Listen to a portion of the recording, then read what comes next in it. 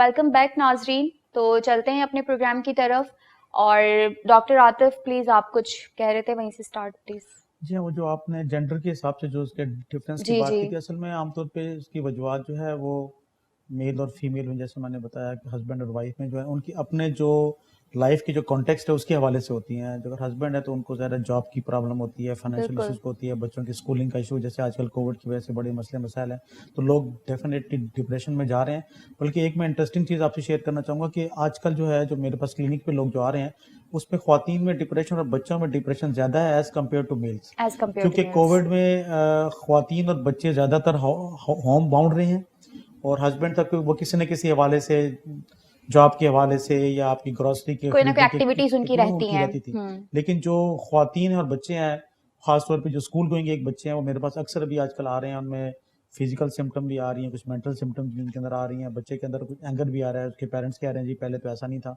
और जो वाइफ है उनको भी ज़्यादा एक फाइनेंशियल इशू तो ऑब्वियसली कोविड की वजह से हर ही किसी को है, बिल्कुल तो उसकी वजह से कुछ और है। और फिर जब घर पे ज़्यादा होंगे तो वो भी एक डिप्रेशन है। बिल्कुल।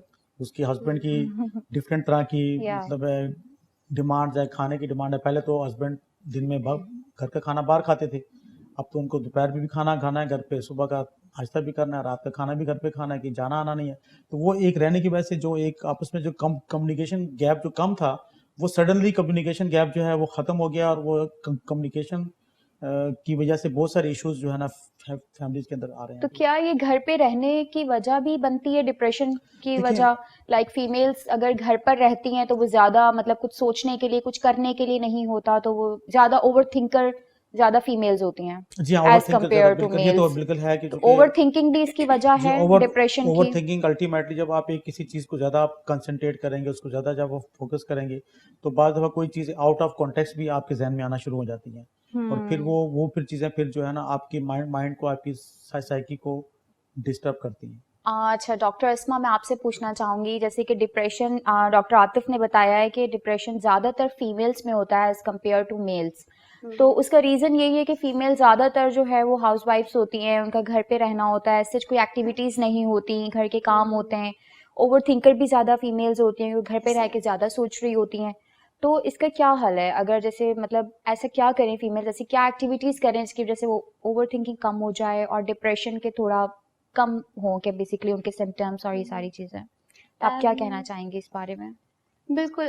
जब हम ख़वातीन की बात करते हैं तो पहले तो डिप्रेशन अगर देखें तो डिप्रेशन मर्दों में भी होता है और ख़वातीन में भी बिल्कुल। होता है। ख़वातीन में ज़्यादा इसलिए नज़र आता है क्योंकि वो डायग्नोज हो जाता है, वो लोगों के सामने आ जाता है, एक्सप्रेस कर देती हैं वो, क्योंकि हाँ, ख़वातीन जनरली ज़्यादा एक्सप्रेसिव होती हैं। एक्सप्रेसिव लेकिन होते अगर हैं। हम मेल्स की बात करें तो मेल्स बहुत कम एक्सप्रेसिव होते हैं, शेयरिंग नहीं करते। And okay. हमारे यहाँ जो हमारा कल्चर एंड कॉन्टेक्स्ट है, अगर आप उसमें देखें हम्म। तो मर्दों का रोना बहुत मायूब समझा जाता है, या मर्द अगर बहुत उदास है या कोई काम काज नहीं कर रहे तो उस चीज़ को बहुत ही बैड समझा जाता है, ऑड समझा जाता है। हम्म। तो ऐसा नहीं है कि ये सिर्फ खवातीन में मौजूद होता है, बल्कि ये मेल्स एंड फीमेल्स दोनों में पाया जाता है। लेकिन खवातीन में ज़्यादा इसलिए नज़र आता है क्योंकि आप डायग्नोज कर पाते हैं, वो एक्सप्रेस कर देती हैं। जहाँ तक सवाल है कि खवातीन में अगर ओवर थिंकिंग का मसला है या डिप्रेशन ज़्यादा आ रहा है तो उसको किस तरह मैनेज किया जाए, उसका बेहतरीन हल तो ये है कि क्योंकि वो इतना ज़्यादा घर की एक्टिविटीज़ में अपने आप को मसरूफ रखती हैं कि वो अपने आप को टाइम नहीं दे पाती। तो द बेस्ट सोल्यूशन इज कि आप सबसे पहले तो एक काम करें कि उनसे कहें कि माई टाइम निकालें,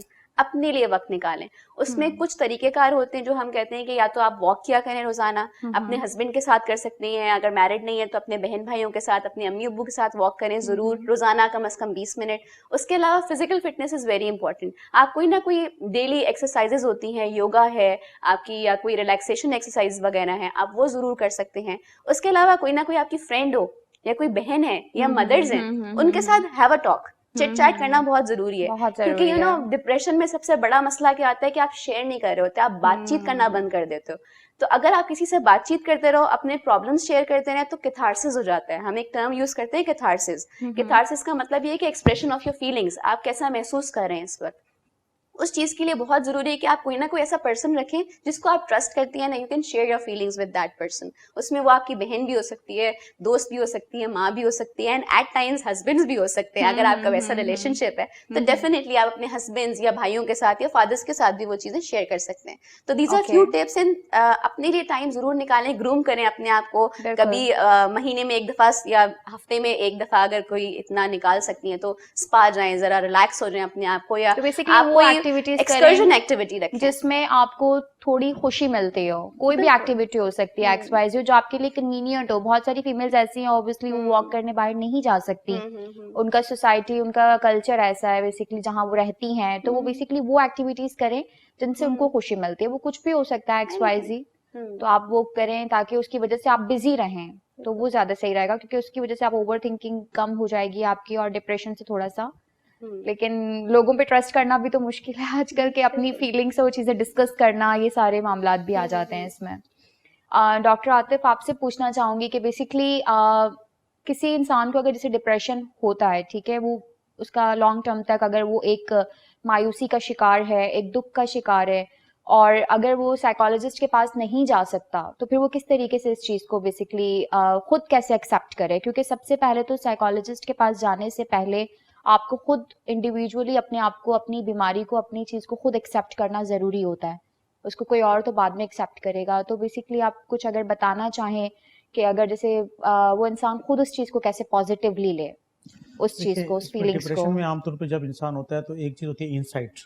अब हर बंदे की अपनी एक इनसाइट, उसको अपने बारे में पता होता है कि पहले मेरा बिहेवियर ऐसे नहीं था, अभी मेरा बिहेवियर ऐसे है। पहले मैं वाइफ के साथ या बच्चों के साथ या अपने जो पीयर्स के साथ या अपने जो एसोसिएट के साथ इस तरीके से रिएक्ट नहीं वो करता था। हेजिटेट भी तो कर सकता है बताने से कुछ हाँ, भी XYZ उस वो चीज़ हाँ को। जी हाँ, वो हेजिटेट एक हद तक करता है, लेकिन एक टाइम ऐसा आता है कि उसको फीलिंग्स आना शुरू हो जाती हैं कि जो मेरे साथ जो हो रहा है, जो मेरा बिहेवियर है वो कि नॉर्मल नहीं है, तो उसको हम इनसाइट के पराहे में लेते हैं। तो इनसाइट की वजह से उनको अंदाज़ा हो जाता है कि मुझे डिप्रेशन है।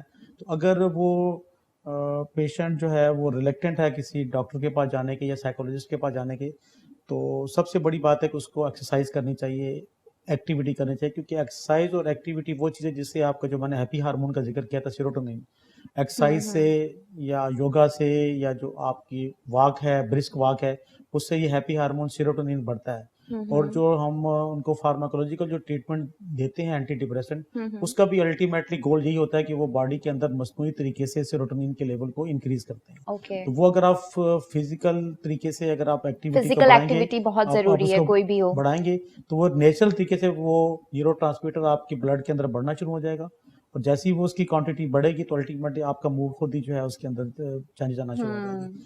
दूसरा ये है कि अपने आप कुछ हैबिट्स ऐसे बनाएं जिसके साथ, जिसे हम हेल्दी लाइफस्टाइल कहते हैं, कि आप अपनी फैमिली के साथ हफ्ते में एक दिन घर से बाहर जाएं। घर का अगर आप खाना नहीं खा सकते, अगर आप अफोर्ड नहीं कर सकते घर बाहर जाके खाना खाना, अगर वो आपको महंगा पड़ता है, तो आप जस्ट जाके वहाँ पे आइसक्रीम कहीं ले लें या कुछ छोटी मोटी कुछ स्नैक्स वगैरह ले लें, ताकि थोड़ा सा आपका एक जो बच्चों के साथ बॉन्डिंग है, जो आपकी वाइफ के साथ बॉन्डिंग है, या जो आपके जो दूसरे घर वाले हैं उनके साथ एक जो टाइम देना, ताकि आपका एक उनके साथ रिलेशन रहे। उसकी वजह से जैसे कैथारसिस की बड़ी अच्छी बात हुई अभी, तो कैथारसिस जो आपकी जो इंटरनल वेंटिलेशन है वो तभी होती है कि जब आप एक किसी पुरफजा मकाम पे जाएं या किसी आप पार्क में चले जाएं या किसी आउटिंग में आप चले जाएं, तो वहाँ जाके आपके अंदर एक वेंटिलेशन का आपके अंदर एक अंसर आता है, जिसकी वजह से आपकी बहुत सारी फीलिंग जो कि आपके जिस्म के अंदर फीलिंग हो रही होती है, तो उसको आप एक्सप्रेस करते हैं। तो एक्सप्रेस करने से अल्टीमेटली आपके अंदर एक पॉजिटिव चेंज आता है। बिल्कुल बिल्कुल।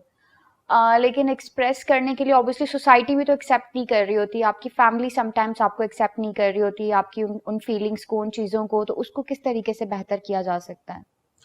देखिए वो तो फिर बैरियर्स की बात आ जाती है ना, बहुत सारे जी मसले हाँ, यही जब होते हैं, बहुत तो सारे फिर मसले वो होते हैं। लास्ट स्टेज अब ये होता है फिर वो उसको देखना पड़ता है कि कौन सी चीज़ें आप डिस्क्लोज कर सकते हैं वाइफ से, कौन से नहीं कर सकते, कौन सी चीज़ें आप बच्चों के साथ डिस्क्लोज या शेयर कर सकते हैं, कौन सी चीज़ें नहीं कर सकते। तो ये तो फिर आपको हर सिचुएशन का एक अलग सिनेरियो होता है, लेकिन ओवरऑल आप अपना जितना भी बच्चों के साथ अगर पेरेंट्स का एक हेल्दी लाइफस्टाइल होगा, एक कोऑपरेटिव लाइफस्टाइल होगा, तो अल्टीमेटली उस पर बच्चों के अंदर एक पॉजिटिव इम्पैक्ट आता है। बिल्कुल बिल्कुल। अगर सोसाइटी नहीं भी एक्सेप्ट कर रही तो सबसे मेन चीज़ यही है कि आप अपने फिजिकल फिटनेस को अपने अंदर लेकर आएं, अपने आप को फिट रखें, क्योंकि एक्सरसाइज जो है वो स्ट्रेस को रिलीज करती है, ये तो फैक्ट है, एवरीबडी नोज अबाउट इट।